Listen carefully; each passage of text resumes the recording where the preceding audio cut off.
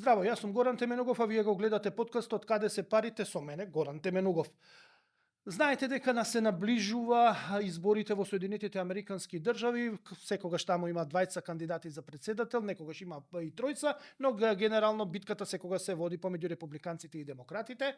И овој пат во игра е Доналд Трамп и Камала Харис. Доналд Трамп во името на републиканците се бори за да биде председател по втор пат, а додека Камала Харис прв пат ќе биде председателка ако победи, и она доаѓа на местото на Џорџ Бајден кој што се повлече од трката. Зошто ќе обработуваме во овој подкаст една ваква тема, бидејќи она што се случува во Америка пред се на економско поле, секако и на политичко, но на економско поле значи има одраз во целиот свет. Многу е важно каква политика ќе заземе и ќе водат Соединетите Американски држави. Секогаш каква политика ќе води САД, тоа се одразува на Јапонија, на Кина, на Европа пред се, а штом се одразува на овие големи играчи во светски размери, се одразува и нас како на мала Македонија, бидејќи ние сме врзани пред се со Германија и со Европската унија. Затоа ово е многу важна тема и затоа во овој подкаст по пат на Skype, значи нема да имаме гостин во студио, туку ќе снимаме по пат на Skype,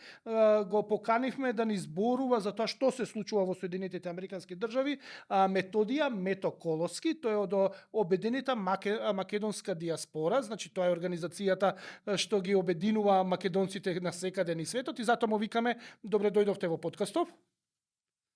Добро ве најдов, Горан, и чест ми е да сум со вас, да се запознаеме повеќе, и баш вчера полневме 20 годишнина на Обединета македонска диаспора, така да ова ми е прв интервју после таа прослава, и чест ми е тука да ви кажам повеќе и за нашата работа. Така. Честитки од мене, да го видов ја вчера соопштението, испратија, имате вие пријатели овде во Македонија кои што не информираат за вашите активности.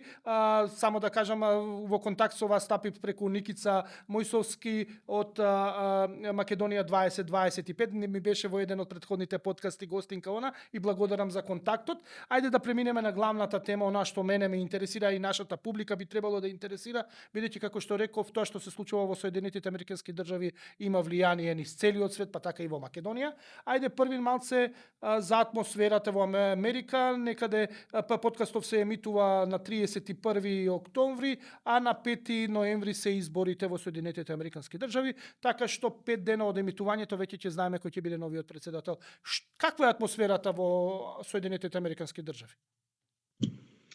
Па можам да кажам дека е тензична во смисол секој се надева на својот кандидат да добија, и малку се стресни околу како, поради тоа што националните анкети во просек на баш пред овај подкаст истражував и на Fox Media гледав дека од просек на 14 национални анкети Харис води ова 0,9%, 0,9% над Трамп во 4 клучни држави во кои ќе бидат одлучувачки на некој начин на изборите следната недела. Трамп води во 4, Харис води во 3, така да главните се тука Пенсилванија, Мичиган, Норт Каролина, Аризона, Невада, Џорџа,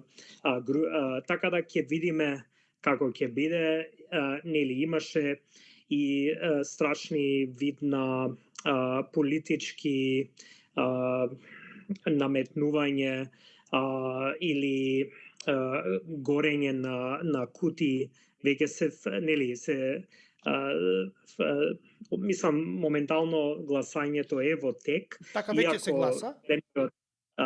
Иако следниот вторник е официјалниот ден на избори, веќе е поштенски се гласа. Исто така ние имаме предвреме гласање, да можеш да одиш на гласачните места и да гласаш веќе. Така да има редици секој ден низ цела Америка, но во места како Орегон, Вашингтон имаше насилство, кај што некои кутии беа изгорени, и имаше гласачи кои носеа различни капи, поддршка на Трамп или Харис и биле прашани да ги извадат тие капи, оти не смее да има никакви политички пораки кога влегуваш на гласачкото место, така да бунење, збувнување и слично. Така да малку е стресна ситуација во Америка. Америка стана Балкан како ние кога пред 20-30 години кај нас кога имаше избори, имаше такви сцени, веќе нема. Ние имаме прилично мирни и демократски, значи малце атмосферата е многу изострена, или ние или вие. Онака, веројатно тоа е светски тренд, но неочекувано за Америка, кое што нели ја сметаме за совршена демократија во поглед на организирање, каде што индивидуата има огромни права, но гледаме дека се и прилично одговорни во поглед на демократските процеси. Како дојде до овакво изострување на целата работа? Бидејќи многу често сакаме да обвиниме дека Трамп е виновен за се и он ги изостри работите, но дали е тоа баш така? Well, има голема поларизација во Америка. Сепак, Америка е земја кај што 330 милиони жители, а збориме според последниот попис, а можеби и бројката е малку повисока, со мигранти и слично. Но тука левата страна турка за левата страна, десната турка за десната, и многу е тешко да се најде тој измеѓу баланс, како што беше порано, да речеме, за Рейган администрација или за Клинтон или за Буш. Многу се почна да се заоштруваат односите помеѓу политичките партии, демократите и републиканците, тие што се во Сенатот и во представничкиот дом, и тоа се придонесе кон таа поларизација моментално што се случува во Америка, кај што не сакаат некои да се видат со другата страна или воопшто да не зборуваат со обратната страна или не сака да ги слушаат аргументите за обратната, но сепак има луѓе во Америка кои не се одлучни за една или друга, и затоа е борбата, нели, битката сега со изборите за како да се придобијат тие гласачи кои не се имат изразено. А другата работа е што имаш многу луѓе кои воопшто не ни гласат. И нели тие излези да гласаш кампања на двете страни е многу активна овај период, особено кај малцински група, зборувам африканската заедница, Latin American, тие што се native или indigenous Americans, и други етнички групи, дали е тоа украинците или полјаците или македонците. Така на цена сте, значи, сега веќе како етнички заедници, но мене нешто друго ми остави впечаток од онаа ја што го следам. Страшната поделба, например, Холивуд и забавниот дел, оној што ја забавува Америка, страшна поддршка на Камала Харис даде, значи едни Бионсе се вклучи, Тейлор Свифт, кои што имаат милионски обожаватели широм светот и во Америка, но и широм светот, но од друга страна па најбогатиот и најиновативниот американец и можеби човек во моментов на планетата, тоа Илон Маск, на што се занимава со хајтек, со висока технологија, даде отворено, влезе, што се вика, како ретко кој бизнисмен влезе во битка за поддршка на Трамп. Има и други што го поддржуваат Трамп, например Чак Норис, легендата над легендите, мислам го поддржува Трамп во кампањата, но например Маск влезе во таа кампања. Колку тоа придонесува за поделба на Америка и колку влијае ваквата поддршка на овие убер големи звезди што се во Америка, како во индустријата, односно во економијата, така и во забавниот живот. Колку влијае се ова на гласачите, на ситуацијата? Па, знаеш како, дефинитивно има влијание. Тоа не може да не се успорува дека има влијание. Овие луѓе имат масовна поддршка публика. Еве еден примерок некни во Madison Square Garden имаше комедичар кај што објави на настан на Трамп дека Порто Рико е еден остров во Карибите полн со ѓубре и тоа е остров на ѓубре сред Карибите и тоа многу порториканци ги навреди. Иако Трамп ова кампањата изрази дека они не биле тие што одлучува кој како за говорот, но J-Lo и Рики Мартин и други веднаш објавија на социјални мрежи Instagram дека ја поддржуваат Камала Харис. Нели, тоа беше еден видна поради тоа што се случи на настанот, актери, глумци, сето тоа, музичари дадоа поддршка. Не дека може би тоа беше одлучувачки фактор, тие може би и го спремале таа поддршка и претходно, како и Илон Маск, нели, тој кога донесува одлуки според тоа што е во интерес на неговите интереси, компании Тесла и ред друго, како и глумците, нели, и музиката. И така да дефинитивно е фактор.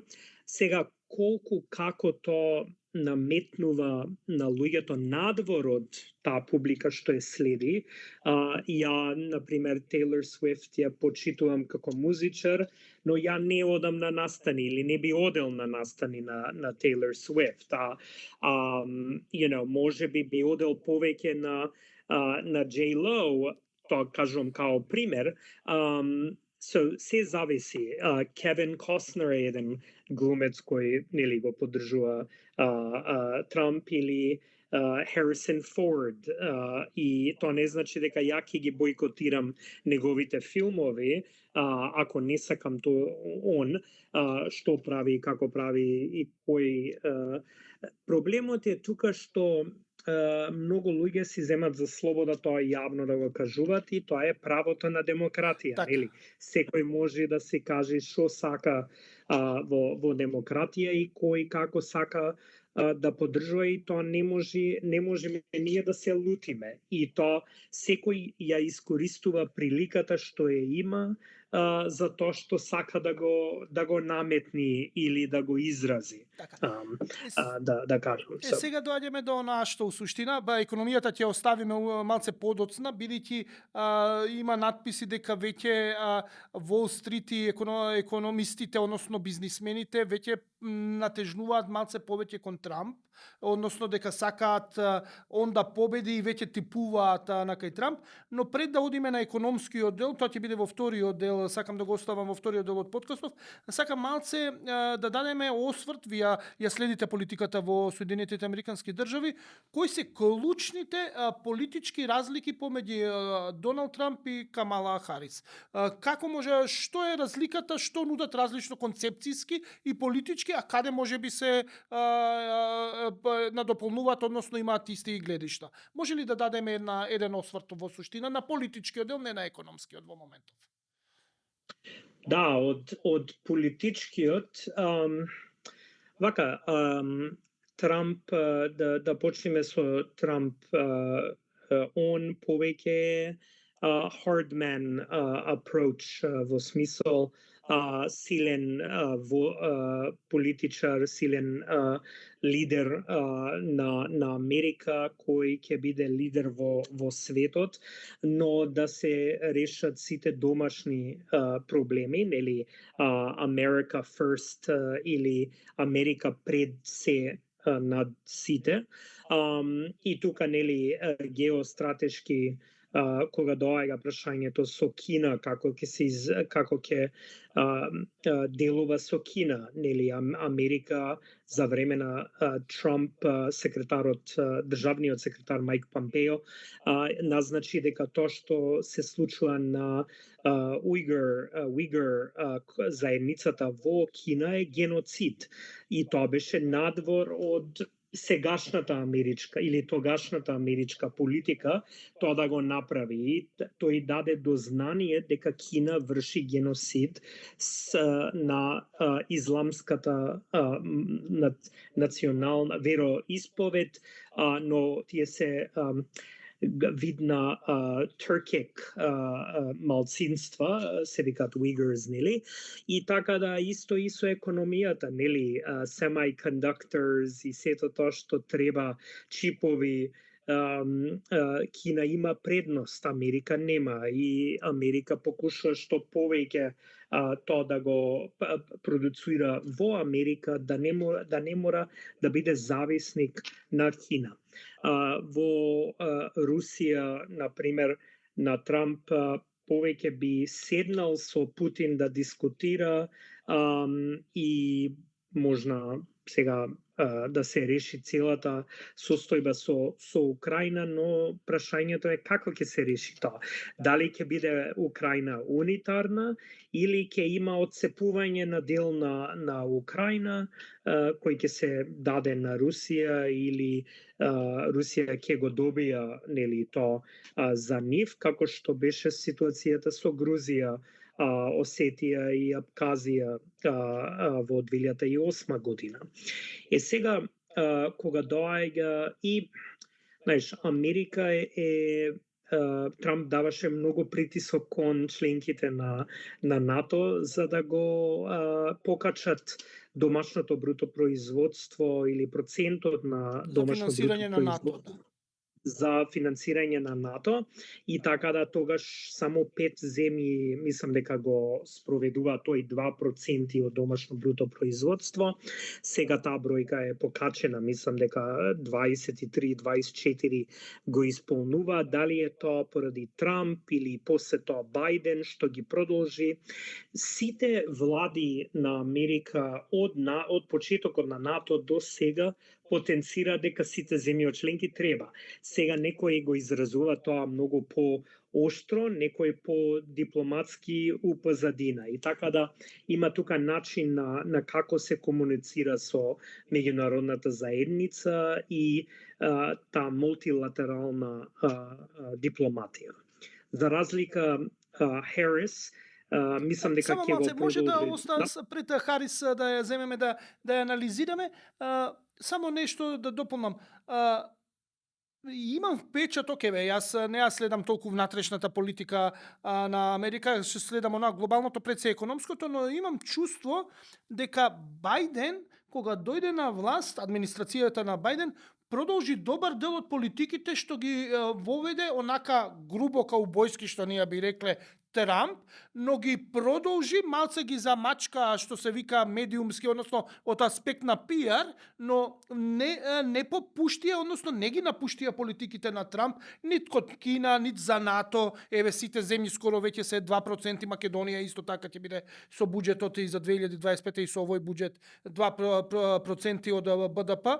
Значи, не ги напуштија, у суштина се покажа дека добар дел од политиките на Трамп, кој што го доживуваше светот како каубоец, како човек што не може да се контролира, како човек кој што е онака избувлив и носи неполитички, нерационални одлуки, одеднаш една, ајде да кажеме, администрација што сакаше да се прикаже дека е спротивна на Трамповата, ги продолжи тие политики. Well, тука мора да се признае факторот на Конгресот и кој фактор Конгресот го игра во целата таа работа. Нели, представничкиот дом е републикански и тој остана републикански, и така да и нели Сенатот е исто многу близок. Мислам, демократите водат, но е многу близок во смисол бројките им 1-2 може да to tip the balance. Да, мислам дека два разлика е во корист на демократите во Сенатот. Така нешто. And so и плюс тие што се има 1 и 2 сенатори кои се независни, кои гласаат една или две страни, зависи од државата од кај што доаѓаат, како Мейн и West Virginia. Но тука, да, дефинитивно Конгресот игра улога, и плюс во тој период сега не можам да кои точно политики и како ги продолжи, да ја повеќето се бавам со надворешна политика отколку со внатрешна во моето знаење, но тука ковидот играше голема улога, нели? Ковидот почна во март 2020 година, во смисол тогаш Америка и цел свет одлучи да се затвори, да се заклучи, во смисол да се бори против ковид. Мерките, и ќе ги збориме сигурно тие економските мерки, но ковид вакцините, политиките за вакцини и сето тоа се почна за време на Трамп, се продолжи за време на Бајден, и се уште секоја година сега, нели, имаме скоро 3-4 врсти на различни вакцини од тогаш до сега. Кои се уште се политика во Америка. Така. Сега да се вратиме на Камала Харис. Кажавме за Трамп во кој правец се движи неговата кампања и она што го представува како силен водач кој што сака да има глобална улога во светот и дека би преговарал на пример со Путин и би нашол некакво решение со Путин за Украина, иако еве денеска последна вест што дојде е дека Трамп размислува за замрзнување на замрзнат конфликт да биде во Украина, се додека не се смени Путин, односно не дојде во крај на неговото владење, па да се најде трајно решение каде што Украина нема да биде оштетена, а со перспектива Украина да влезе и во НАТО, иако ќе има замрзната конфликт. Но ќе ја зборуваме малце за овој дел, но да видиме сега Харис, да не ја заборавиме, да не ја испуштиме. Дефинитивно. Прво, има дефинитивно разлика помеѓу Бајден и Харис. Бајден има над 50 години искуство со надворешна политика, особено на Балканот, нели? Он на сите работи во Балканот во последниве 35 години присуствувал и бил активен и познава улогата на НАТО, Европската Унија и сето тоа како играат визави Балканот и другите сфери на светот. Харис доаѓа од позиција сенатор во Калифорнија, кој нема многу надворешна политика, освен таа наклонета кон или Калифорнија донесува одлуки според тоа како во Пасифик, океанскиот тој брег, Кина, Јапонија, Азија и сите тие работи, како они делуваат кон Silicon Valley, Сан Франциско, нели, економијата и пристаништата во Сан Диего и други места.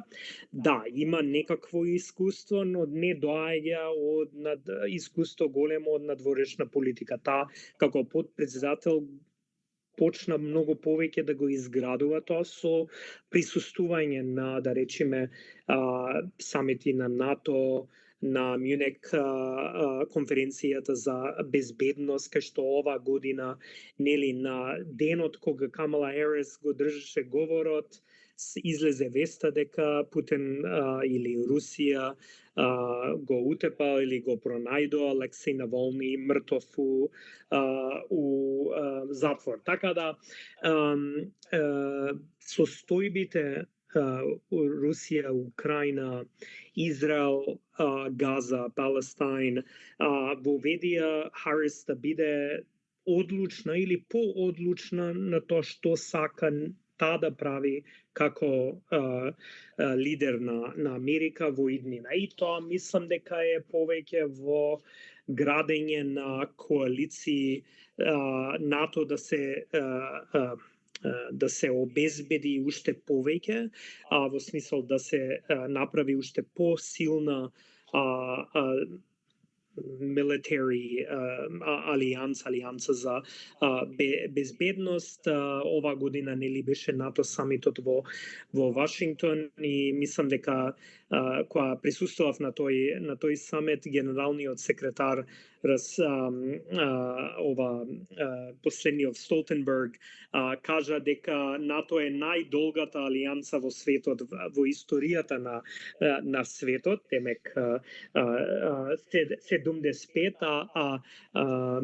некоја алијанса во античко време било 74, така да ние сме биле, НАТО устари е најстарата алијанса во историјата на светот. Но тука како ќе се справи со НАТО, исто така како со Европската Унија ќе соработува, какви одлуки ќе донесува во споредба на тоа што БРИКС нели го прави, и тоа може и да го збориме исто околу економијата, прашањето за економските работи, но мислам дека ќе биде многу предпазлива што да кажи, како да кажи, и мислам дека ќе остави многу на државниот секретар на Америка, кој ќе биде, не се знае. Ако победи, под услов да победи, бидејќи ќе знаеме за 5-6 дена како ќе биде.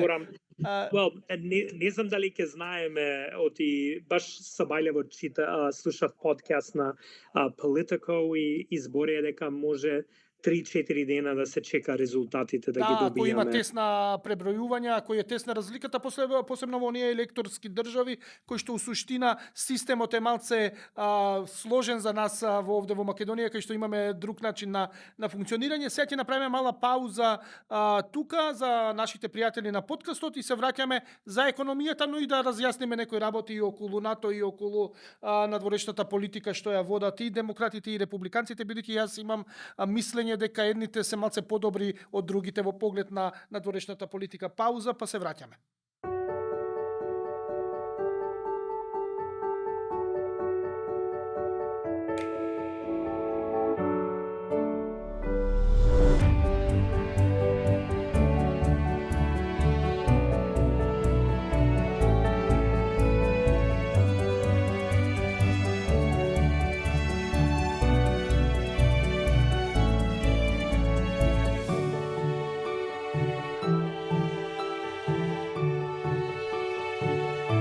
Атлантис.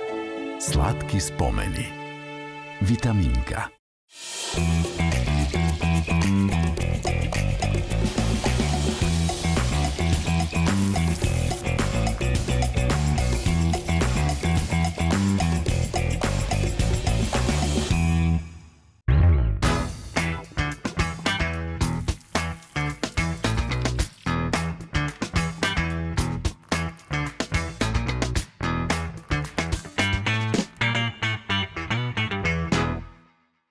Во подкастов зборуваме со Методија Метоколоски од обединета македонска диаспора, значи еден од основачите, коосновачите на оваа организација, но причина зошто го повикавме да ни гостува преку Skype е затоа што се наближуваат изборите во Соединетите Американски држави и правиме мала анализа што ќе значи ако победи Трамп, што ќе значи ако победи Камала Харис.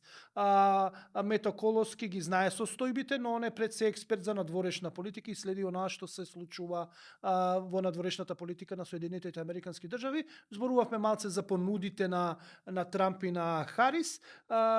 Сега сакам да зборуваме малце и за економијата, но морам да не го оставам како недовршено од првиот дел прашањата.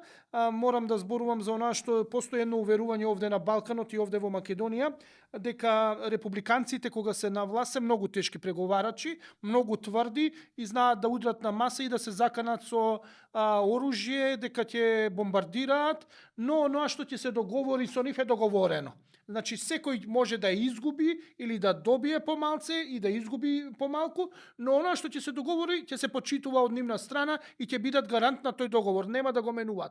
Додека демократите кога се на власт, секој малце повеќе жонглираат помеѓу страните, но најчесто се менуваат договорите, не се почитуваат и тоа е вовет на нови поголеми кризи.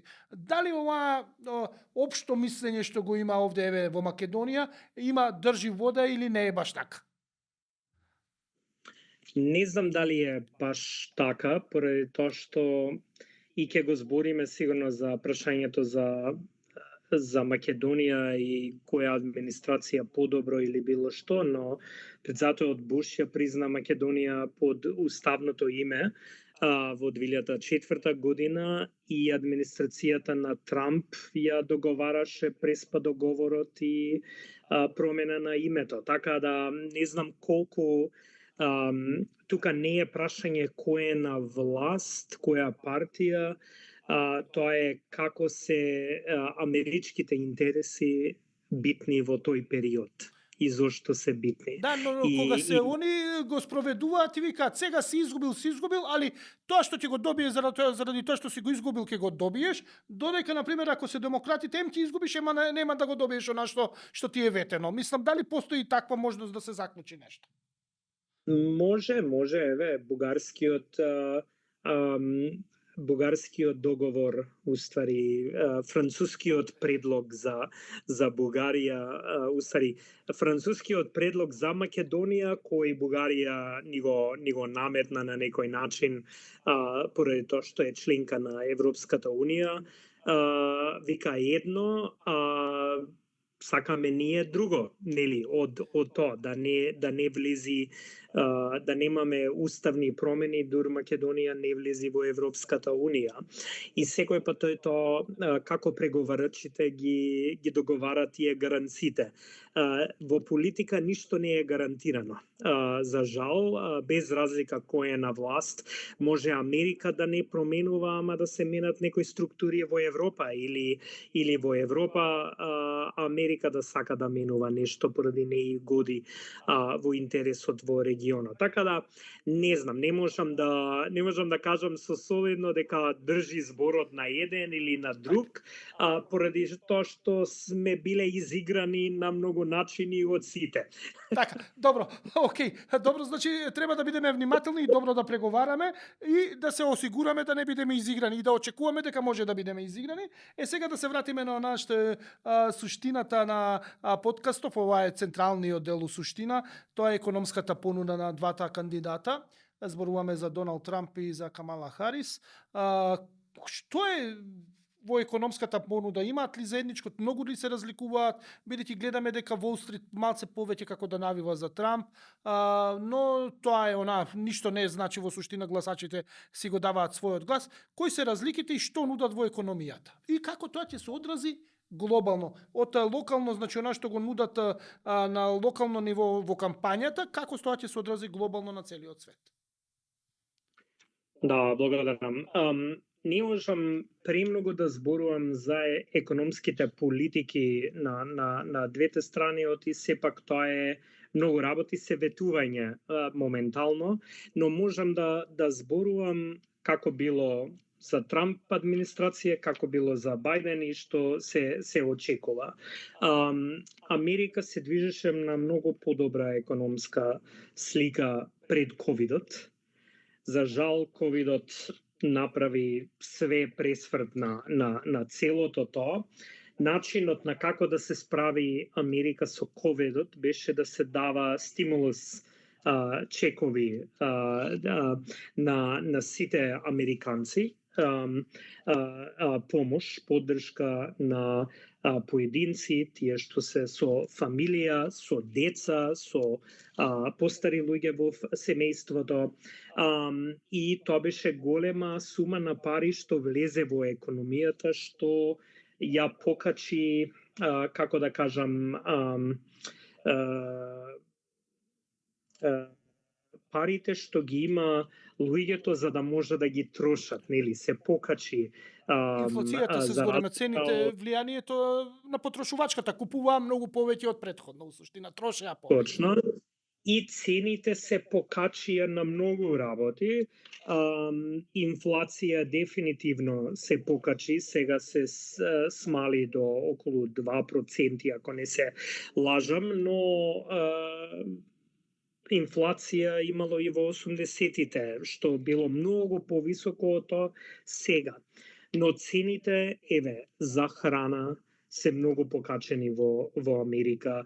Јас зборам во споредба на 3-4 супермаркети што ги имам во мојата околина, а тука, нели, за секој еден како ќе се одрази на джебот, на собствениот джеб, така и можеби ќе мислиш за кого да гласаш, кој нуди подобри варијанти.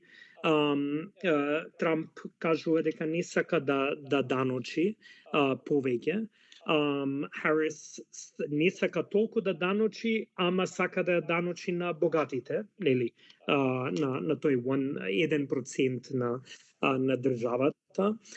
Едните нудат поддршка за студенти, другите нудат поддршка за собственици, за стартап индустријата, за да може повеќе малата и средните предпријатија да покачуваат, да прават, да бидат поважен двигател, нели, на економијата отколку тие 1%. Но и бензинот е доста скап. Добро, има сега, нели, субвенции за хибридни коли, кој, нели, Илон Маск се радува многу. На тоа се радува, нели, за што повеќе купуваат Тесла и хибридни и електронски коли, но исто така може да се види дека и платите се покачени во државата во последниве неколку години, поради можеби тоа е директно влијание од тоа што беше за COVID, но има, повеќе луѓе работат од дома, многу е тешко да ги вратиш назад во канцеларија, така да ако ти не одиш во канцеларија, ти не трошиш да одиш по ресторанти секој ден, на доручеци, ручеци, вечери, состаноци, кафења, сето тоа. Така да главните градови, зборам, или големите градови, центарот не е како што беше порано пред COVID, туку сега помалку и помалку луѓе има, повеќе луѓе се враќаат во тие предпријатија на градовите, suburbia, како што ги викаме ние. Така да не знам како ќе се движи економијата понатаму, но се надевам дека добро, и статистиките на колку луѓе има вработено секој месец, бројката се покачува, но во различни индустрии. Најшената едниот месец во оваа индустрија се покачува, во другата, но без разлика на кој, како, што, многу мора да се инвестира повеќе во домашното производство на Америка, визави, нели, разлика од Кина. Дали тоа дојде допред до Америка, до програмите, бидејќи неверојатна е бројката, американското општество е потрошувачко општество и бруто домашниот производ е некаде 70-80% на име на услуги. Многу малце производство има, освен онаја висока технологија, сега зборуваме Силиконската долина, Силициумската долина произведува висока технологија, имаме хајтек, многу високотехнолошки производи, но генерално тие се произведуваат надвор од Соединетите Американски држави. Само за пример, iPhone-от кој што се смета за врвен производ се склопува, се произведува во Кина.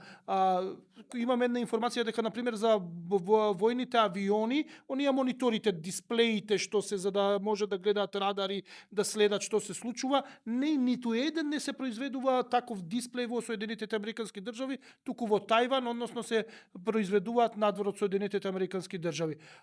Боинг произведува надвор од авионите, ги произведува. Огромна бројна производи се надвор, едноставно Америка не произведува ништо. Дали тоа дојде како централна точка во економските понуди? Дали стана кандидатите свесни за овој проблем?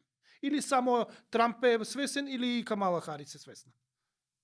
Мислам дека и двата кандидати се многу свесни, поради тоа што и тука и народот доаѓа, нели, народот се буни зошто ова се производува таму, зашто плаќаме на Кина, на други места.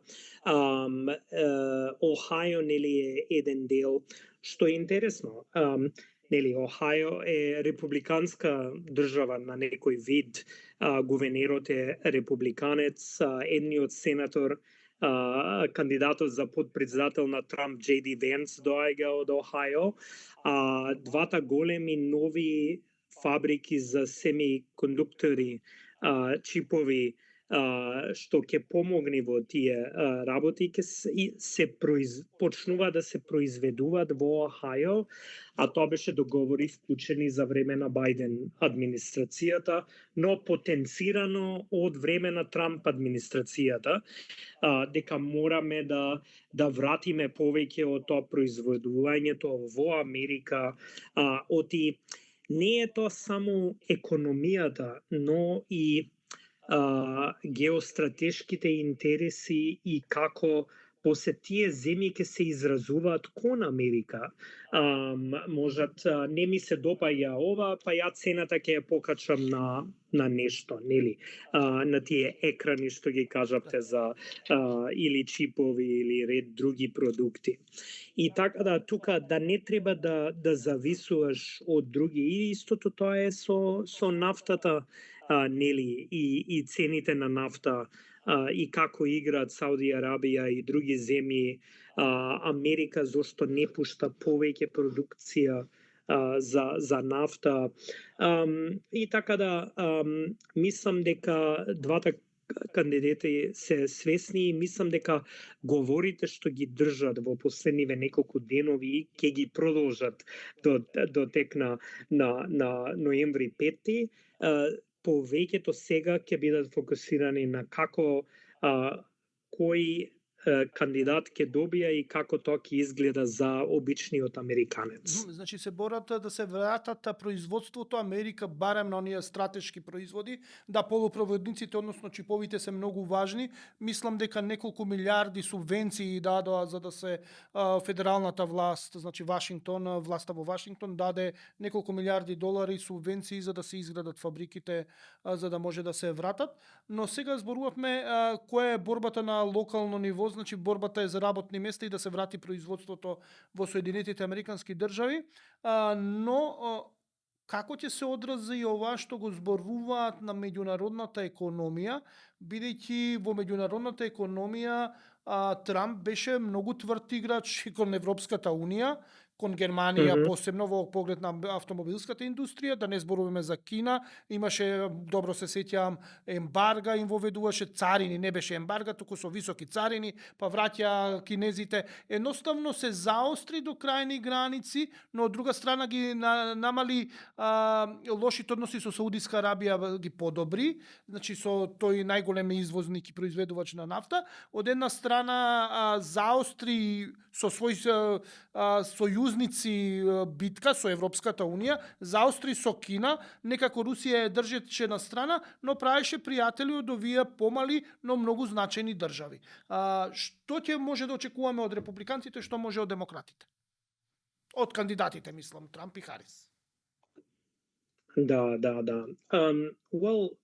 Тука треба, знаеш како, од сега да почнеме од Трамп до од Харис па до Трамп.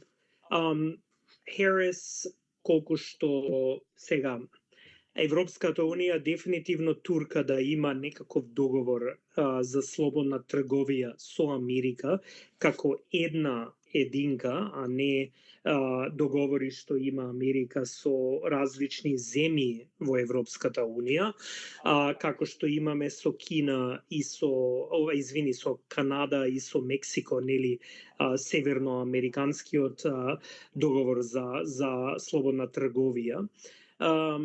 И сега како Харис ќе го направи тоа, можеби Харис ќе сака, дали Конгресот ќе сака, дали они ќе поддржат таков договор.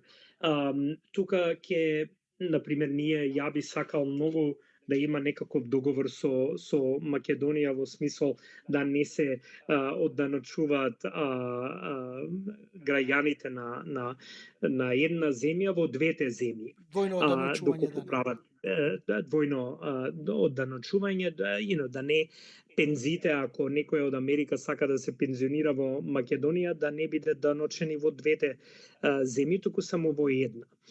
Или бизниси кои инвестираат и слично. И тоа ја го гледам тоа позитивно поради тоа што ќе помогне во економијата на помалите земји кои се вклучуваат тие договори. Сега дали е тоа дефинитивно во интересот на Америка, не е приоритет. Е во интерес со сите, можеби, ама не е приоритет, right?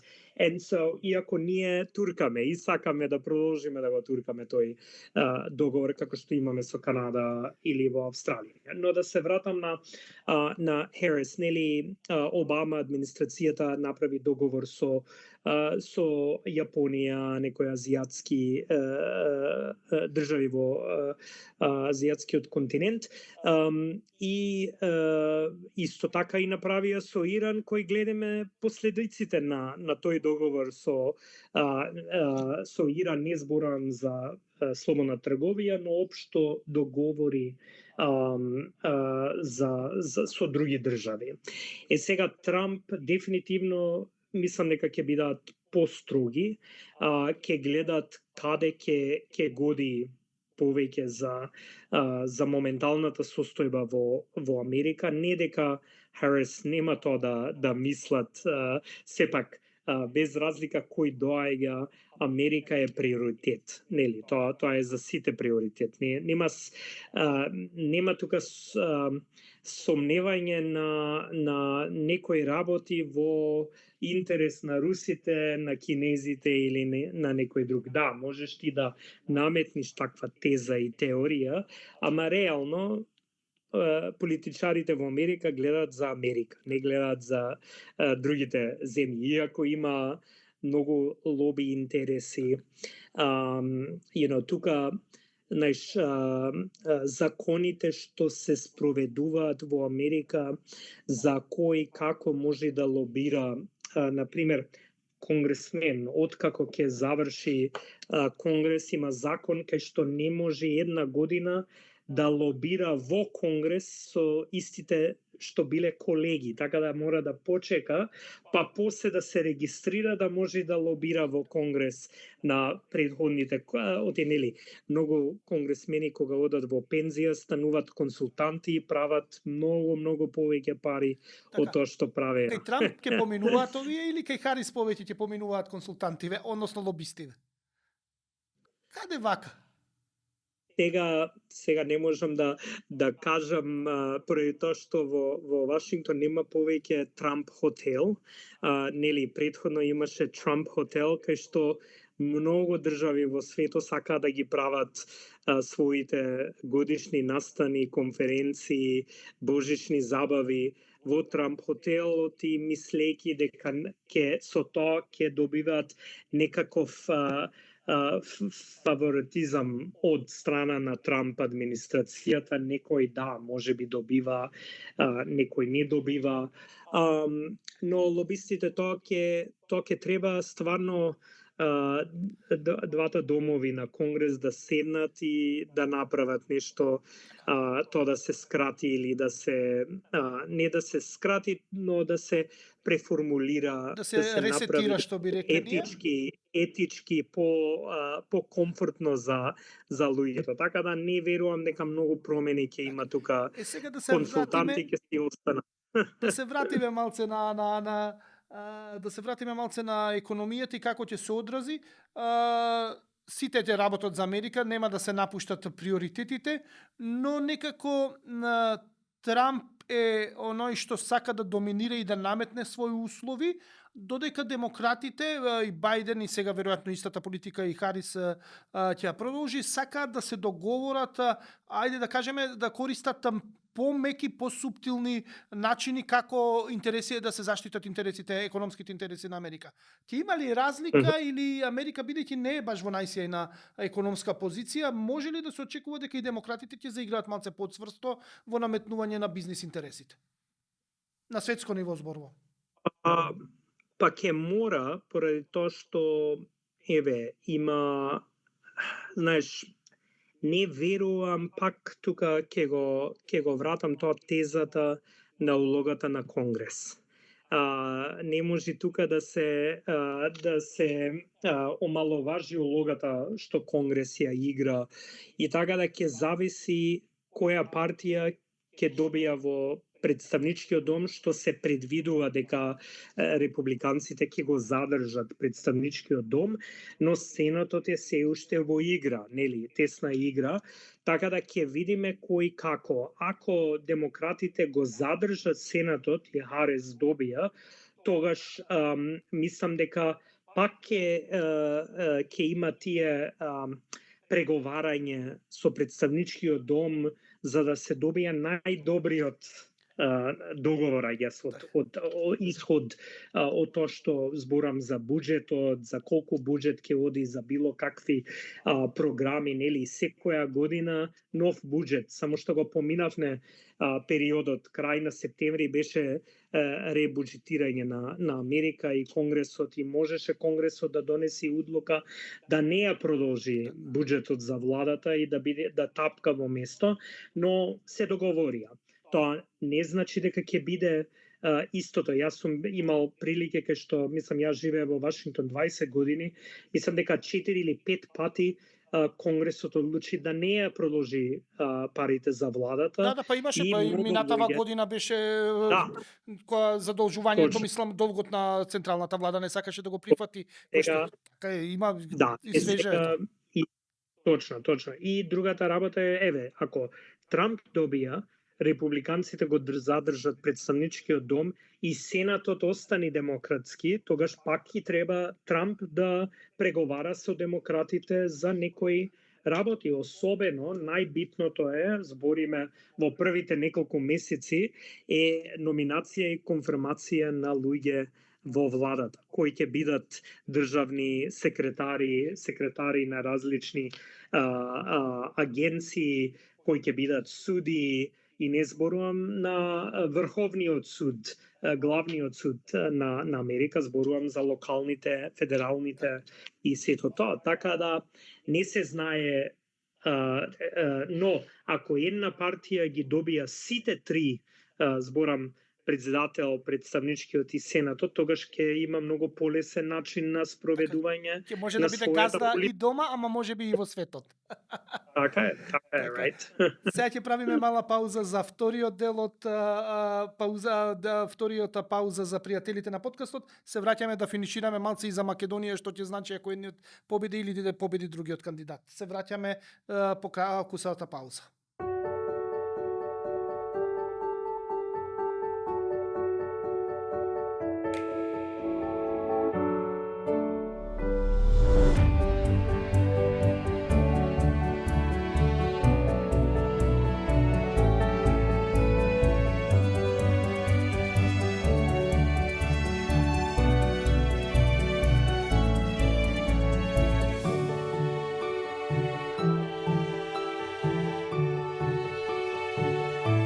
Атлантис. Сладки спомени. Витаминка.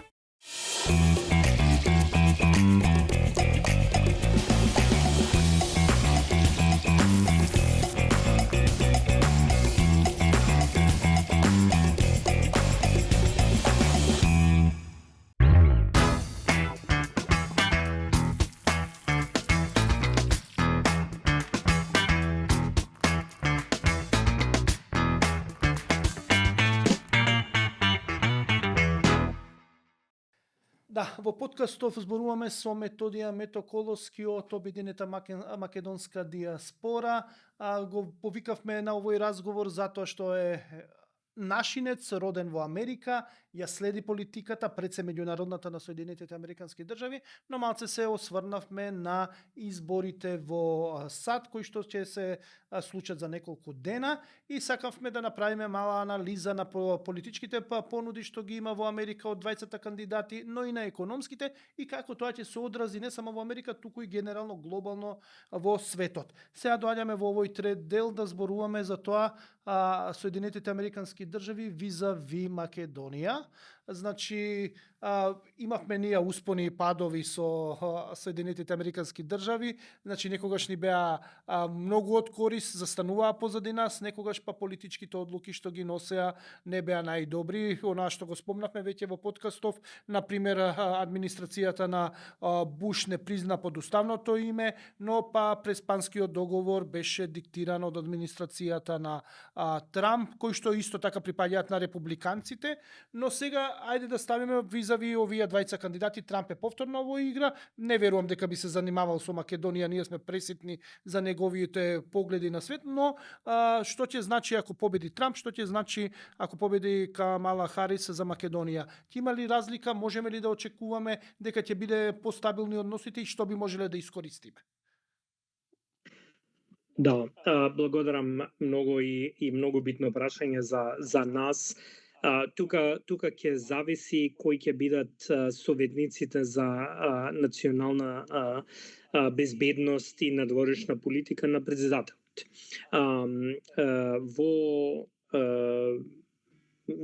За Трамп се збори дека Ричард Гренел ќе има многу поголема улога во политиката во надворешната национална безбедност. Он знам дека има 6 средби со македонски политичари, се сретнуваат често со српски и албански политичари.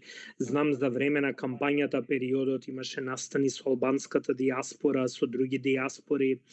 Така да многу повеќе ја познава Балканот можеби од други луѓе во кампања. Но тука пак ќе зависи дали и во која улога он ќе биде понатамо. Другата работа е што знам дека и подпредседателскиот кандидат J.D. Vance има добри односи со фирма Rumble, која е основана од Крис Павловски, македонец, мислам роден во Канада, по потекло од Македонија. И Rumble Media е компетитор на YouTube и многу од Трамп кампањата републикански кандидати го користат Rumble. И Rumble не е само фирма што е за видео пренос, туку и cloud services почна многу повеќе. И така да тоа можеби ќе има израз кон политиката кон Македонија. Сега, ние како организација испративме questionnaire, прашалник до двајцата кандидати. Се уште чекаме од Трамп кампањата. Добивме дел од одговорите од Харис кампањата и тоа беше поради нашето лобирање септември да биде прогласено како месец за македонско наследство во Америка. И така да Харис испрати писмо до македонската американска заедница за тој месец. Така да сега како тоа ќе изгледа кога ќе стани, без разлика на кои одговори добиваме. Едно е да напишеш нешто пред избори, второ е што ќе биде понатамо и колку тие што работат во администрацијата ќе бидат жедни и желни да го направат, да го спроведат тоа. Така да може да има сосема пресврт. За Харис кампањата главниот советник за Балканот, Источна Европа е Фил Гордон, кој исто во јавноста во Македонија е доста познат, и мислам дека беше он заменик државен секретар за време на Обама администрацијата.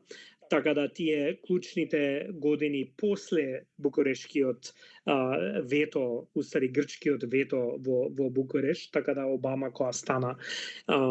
И он е национален советник за национална безбедност во администрацијата на Бајден и заменик советник и сега во Харис кампањата. Така да он го познава Балканот многу добро, исто како Ричард Гренел.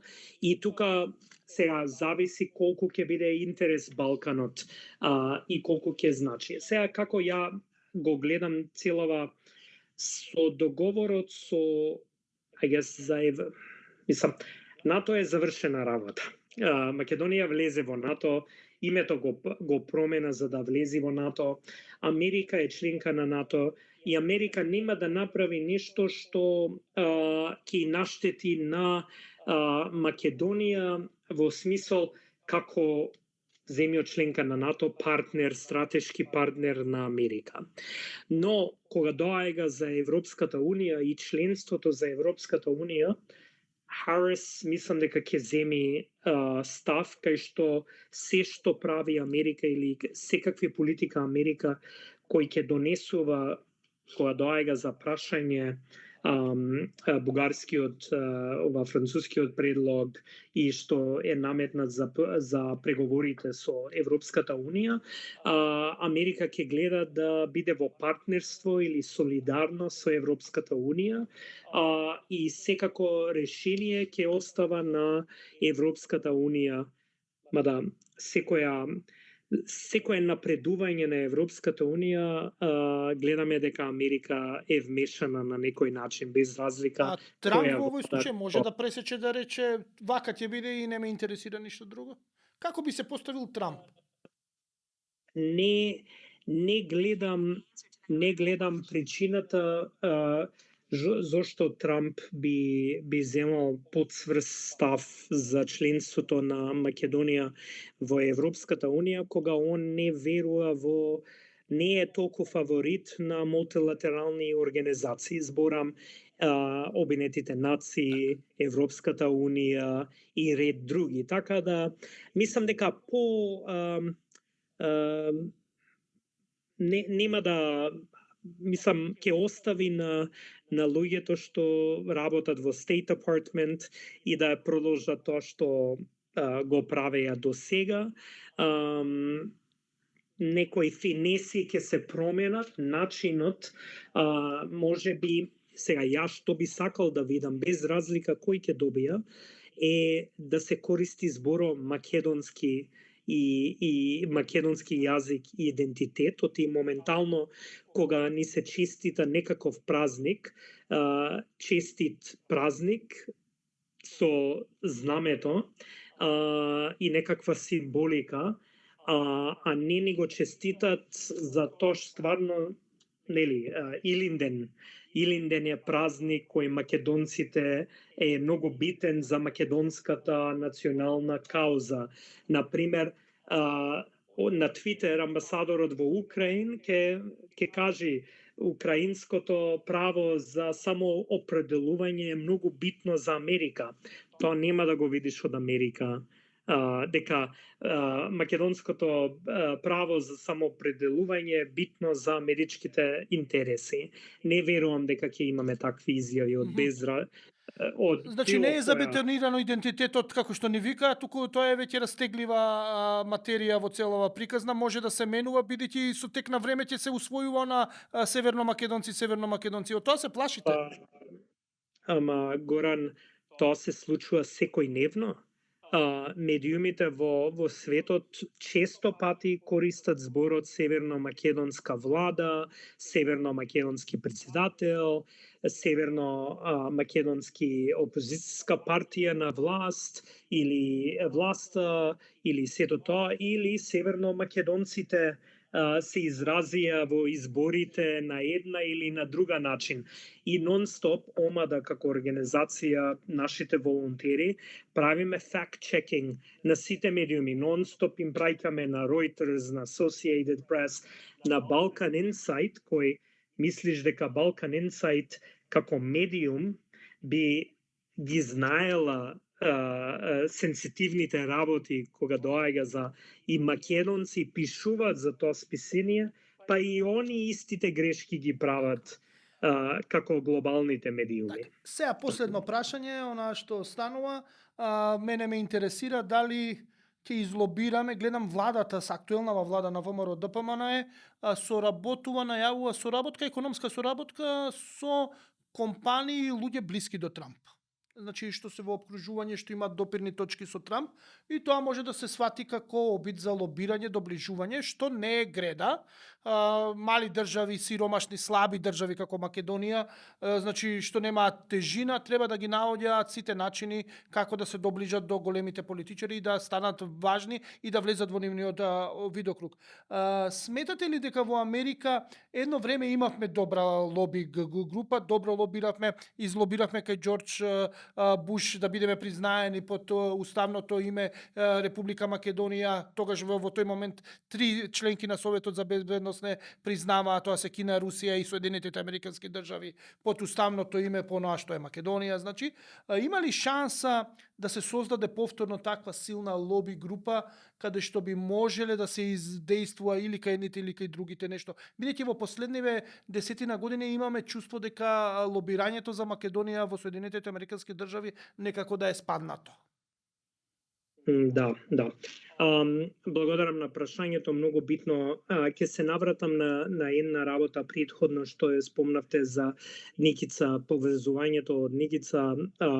Ние како ОМАДА имаме канцеларија во Македонија, нашиот директор за Македонија и Европа е Гордан Јорданов и он само што беше во Америка на месец дена турнеја и имаше средби во Конгресот, со State Department, со македонската заедница ширум Америка и тоа ние редовно го правиме тие состаноци, средби и сето тоа. ОМАДА на некој вид во последниве 10 години игра де факто као Министерство за надворешни работи на Македонија, иако тоа не е нашата работа, поради тоа што вие го спомнавте тоа за Буш признавањето. Кога Буш беше председател, тогаш да, имаше македонци кои работеа во Белата кујка, но македонската амбасада, мислам дека имаше 7 или 8 луѓе вработено и мислам дека темпото се држеше до некој, можеби до НАТО, после НАТО, па после тоа се намали. Имаше и период кога Македонија немаше амбасадор 4 години. Замисли, Македонија немаше амбасадор во најклучната земја во светот и како тоа за мене како американец со македонско потекло изгледа. Друго, во амбасадата, мислам дека амбасадорот и уште двајца советници и воен аташе и толку. За стварно да се покачи лобито на Македонија во Америка и не зборувам само политичките односи, стратешки диалог, но и за економските работи. Тука ти треба многу голема екипа на луѓе кои ќе бидат проактивни, а нема само да чекаат што ќе кажи Скопје и кој насоки Скопје ќе ги кажи. Туку, твојата работа е да се сретниш со 10 фирми овај месец и треба да имаш заклучеци од сите тие состаноци и да ги пренесиш и да зборуваме како тие луѓе да ги донесиме во Македонија, да ги видат економските потенцијали или vice versa, кога доаѓа министер за економија, за трговија, нели сега министерот за надворешни работи е исто и трговија, така да ќе игра поголема улога за трговски работи. И така да тука треба многу голема, солидна екипа кои редовно и не може да се очекува дека ако не го правиш тој, ние го викаме groundwork, припремите унапред, изборам, не може тоа преку ноќ, ќе треба време, за кога ќе отиде министер на средба, ќе ги има сите аргументи зошто таа компанија да инвестира во Македонија и што нуди и сето тоа. Ако советникот во амбасада не го направил тоа истражување као што треба и не ги преносил као што треба, се разбира дека некој нема да биде припремен. Ова зборувам општо, но за нас како организација ОМАДА, нашите битни приоритети е едно, без разлика кој ќе дојде на власт во Америка, септември да го прогласа месец за македонско-американско наследство, поради тоа што сите многу етнички групи во Америка имаат свој месец прогласано во државата. Грците, пољаците, италијанците, овај месец е месец на италијанско наследство. И тоа е поголема признание за македонската заедница во Америка и улогата на македонската заедница. Второ, да се подлабочат тие стратешко партнерство кое е почнато во 2008 година, за останата до 2018 година, 19 па пак некако се продолжи. Минатава влада во Македонија пак почна некои working groups, сега тоа треба многу повеќе да се подлабочи следната влада на Америка со сегашната влада на Македонија во сите полиња. Зборувам човечки ресурси, економскиот потенцијал, Македонија да биде на некој начин и Македонија да го туркаат да биде Силиконска долина на југоисточна Европа, што ја би сакал да го видам, или некако вид на Сингапур на Балканот, да не зборуваме Швајцарија, и тоа малку е политички конотација, јас зборувам од економска конотација. И воената соработка. Тука Македонија е членка на НАТО и мора да го искористи тоа членство за доброто на македонскиот народ, граѓаните во државата. И другата работа е тие двојно оддано чување што го спомнавме. Тоа е многу битно, што мислам дека може да се направи. Хрватска го направи пред неколку години.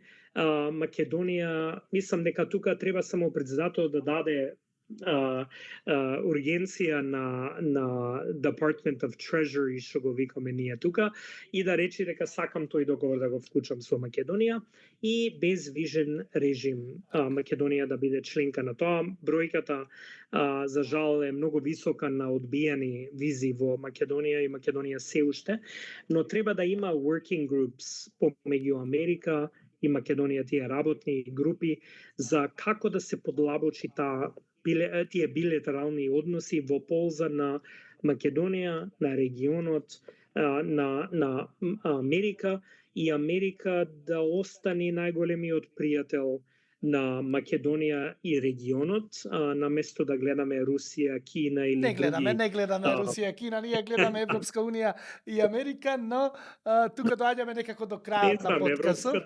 Европската унија гледаме како како се однесува едно, но ние нас. гледаме, ние сме европејци, сакаме во таа унија да влеземе, но ја сакаме и Америка, сакаме да работиме во Америка и да отидеме, бидејќи е предизвик за нас. Доаѓаме тука некаде до крајот на подкастов. Многу ми беше мило што гостуваше во подкастов, направивме еден муабет на сериозни теми, отворивме многу прашања, видовме како се движат работите во Соединетите Американски држави. Мене ми останува да ти се заблагодарам што беше дел од подкастов, да ги поздравиш нашинците во Америка, посебно да го поздравиш Стамкос хокејарот, кој што навивам за него, бидејќи остави впечатлива кариера, или Ед Јовановски, исто така еден повозрасен, една генерација, две пред Стамкос да почне да игра хокеј. Исто така, ако ги видиш, ако има шанса, кажи дека имаат фанови во Македонија. Уште еднаш ти благодарам што беше дел од подкастов.